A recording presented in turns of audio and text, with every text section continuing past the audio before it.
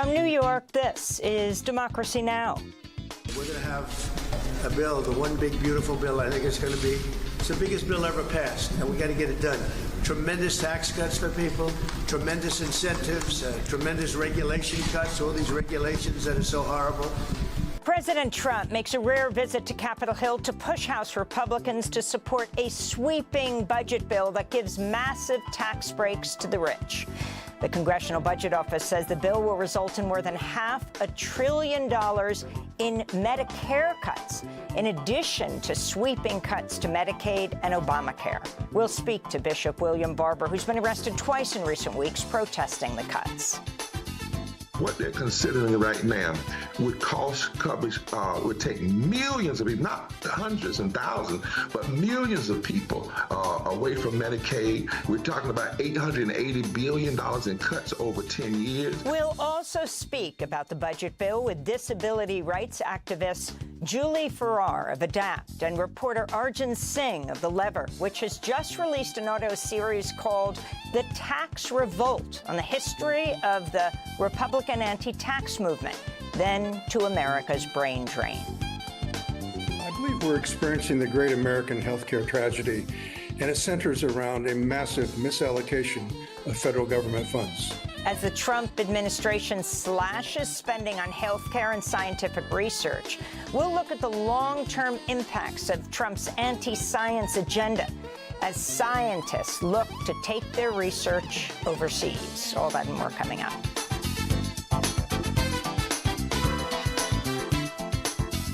Welcome to Democracy Now!, democracynow.org, The War and Peace Report. I'm Amy Goodman. Israel's military is continuing its assault on Gaza, killing at least 52 people since sunrise this morning.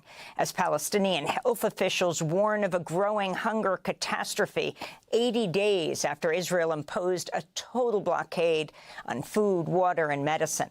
The United Nations says no aid has been distributed in Gaza due to tight restrictions imposed by Israel, which has allowed just a handful of aid trucks into the territory in the last days. That's despite the UN's warning on Tuesday that 14,000 babies are at risk of dying without immediate aid. Gaza's health ministry says at least 326 deaths have been linked to malnutrition and lack of medicine since March, while 300 pregnant Palestinians have suffered miscarriages caused by nutritional deficiencies. This is a displaced Palestinian mother in Gaza City. Life is very, very difficult. We hear about those aid trucks coming in. Some 9 vehicles, others say 12 vehicles, and it's all lies. We don't see anything sent to us. The United Kingdom has suspended trade talks with Israel and will impose sanctions on West Bank settlers. On Tuesday, Prime Minister Keir Starmer called Israel's announcement that it would allow a small quantity of food into Gaza for its starving population of over 2 million totally and utterly inadequate. This is British Foreign Secretary David Lammy. The world is judging. History will judge them. Blocking aid, expanding the war, dismissing the concerns of your friends and partners. This is indefensible, and it must stop. On Tuesday, the European Union's foreign policy chief said the 27-nation bloc will review its political and economic agreements with Israel over the catastrophic situation in Gaza. Separately, Spain's parliament passed a non-binding resolution Tuesday calling on the government to impose an arms embargo on Israel. This comes as the head of the opposition Israel Democratic Party, Yair Golan, condemned the Netanyahu government's siege of Gaza during an interview with Israeli public radio. Israel is on its way to becoming a pariah state among nations, like South Africa was, if we don't return to acting like a sane country. And a sane country does not wage war against civilians, does not kill babies as a hobby, and does not give itself the aim of expelling populations. Here in the United States, President Trump made a rare visit to Capitol Hill Tuesday to push House Republicans to support a sweeping budget bill that gives massive tax breaks to the rich while slashing spending for Medicaid, nutritional assistance, subsidies for clean energy. One estimate shows nearly 14 million people could lose health coverage under the plan.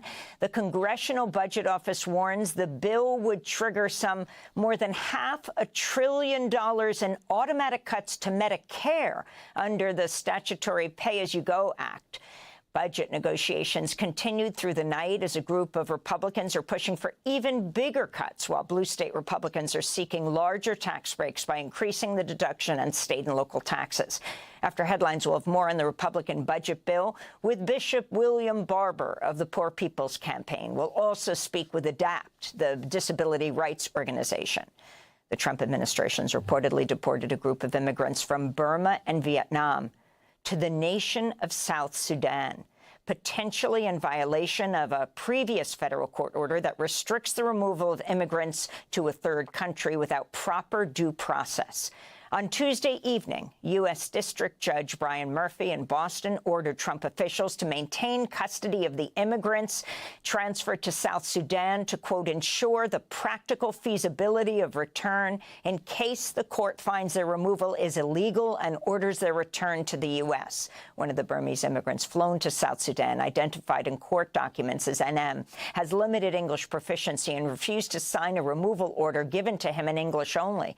This comes amidst increasing conflict and fears of a new civil war in South Sudan.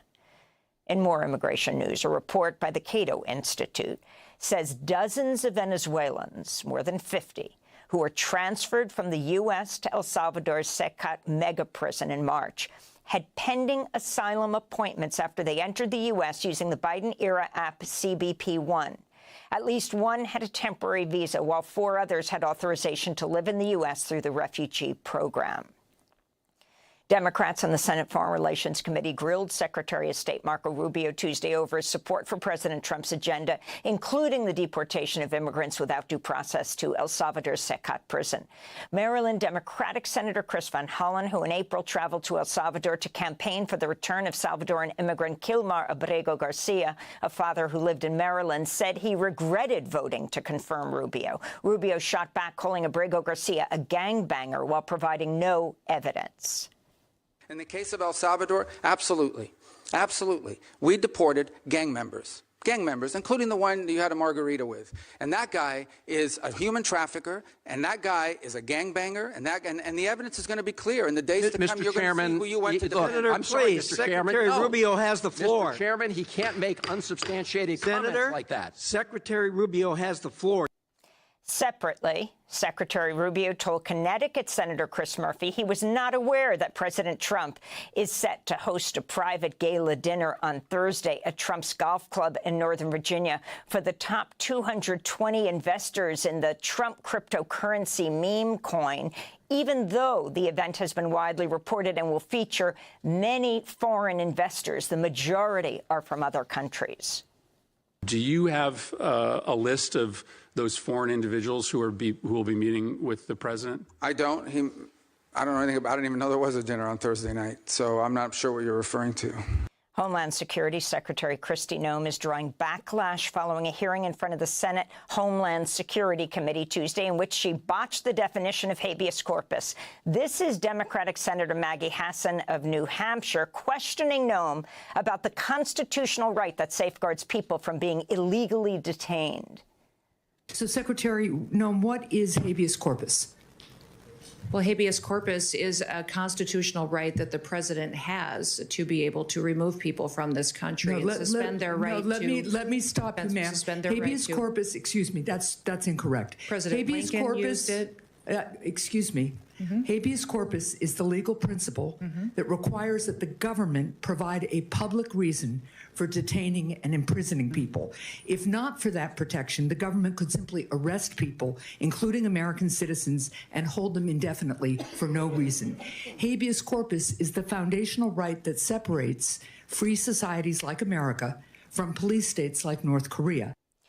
Democrats on the Senate Finance Committee grilled President Trump's nominee to be the next commissioner of the Internal Revenue Service Tuesday.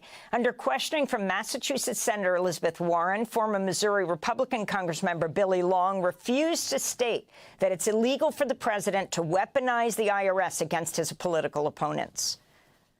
Is it illegal for the president to instruct the IRS to remove nonprofit status from a taxpayer? I'm not going to have the answer that you need, and I apologize, but like I said... Why are you not having the answer? Meanwhile, Oregon Senator Ron Wyden said his staff has at least 2 recordings of Long's business associates saying they expect to get favors from the IRS once Long is installed as its commissioner. President Trump Tuesday proposed a missile defense project modeled after Israel's Iron Dome. Trump's Golden Dome calls for the U.S. to spend $540 billion over 20 years to launch a network of satellites that could track and intercept missiles launched at the United States. The project would likely be a massive boon to Elon Musk's private rocket company, SpaceX, which dominates the commercial launch sector. Here in New York, Columbia University's acting president, Claire Shipman, was met with loud boos and chants of Free Mahmoud as she walked up to the stage during a graduation ceremony Tuesday. Please welcome the acting president of Columbia University, Claire Shipman.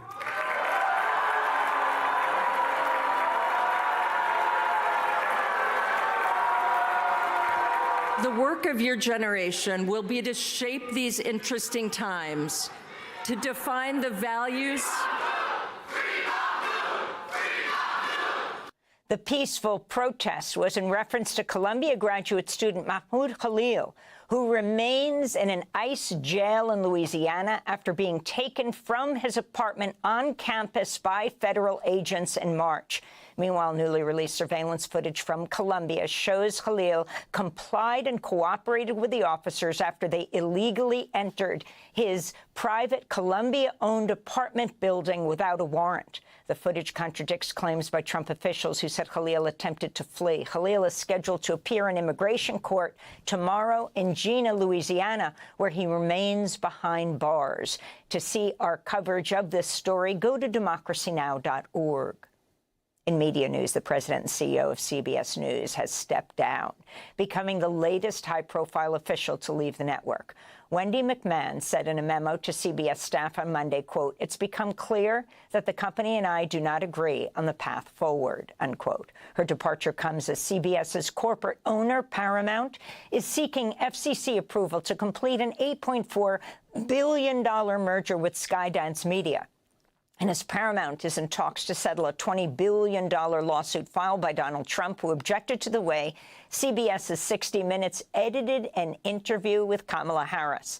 FCC Commissioner Ana Gomez called McMahon's departure beyond alarming, writing, quote, "Independent journalists are being silenced simply because their reporting may threaten the ambitions of their corporate owners. It will only embolden an administration hell-bent on censoring speech and controlling content," unquote. And in Mexico, the personal secretary and an advisor to Mexico City's mayor were assassinated by gunmen on motorcycles in broad daylight Tuesday. Mayor Clara Brugada, who is a member of the ruling Morena party and is an ally of President Claudia Sheinbaum, confirmed the killing, saying her secretary, Jimena Guzman, and advisor Jose Munoz were shot dead in a direct attack.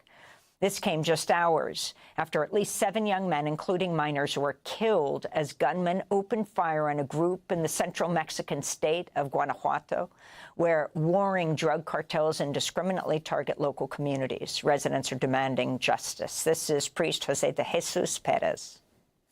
Tenemos que nunca acostumbrarnos a estas violencias. We must never get used to this violence. We don't want to get used to the violent deaths, like those that sadly occurred yesterday morning when 7 young people were massacred.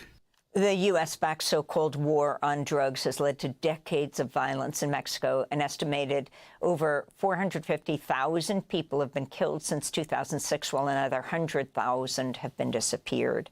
And those are some of the headlines. This is Democracy Now!, democracynow.org. When we come back, we look at the House budget bill that gives massive tax breaks to the rich while slashing funds for Medicaid, Obamacare, and even Medicare. Stay with us.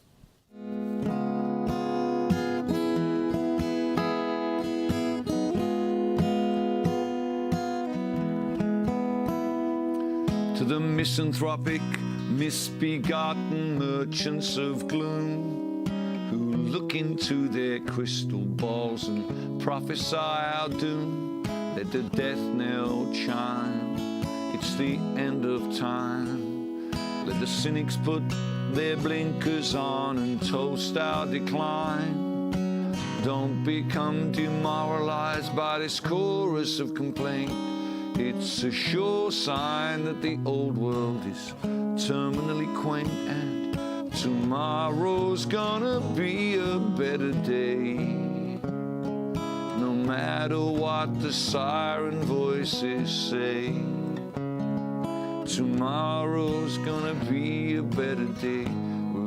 Tomorrow's Going to Be a Better Day by Billy Bragg in our Democracy Now! Studio more than a decade ago. This is Democracy Now!, democracynow.org, The War and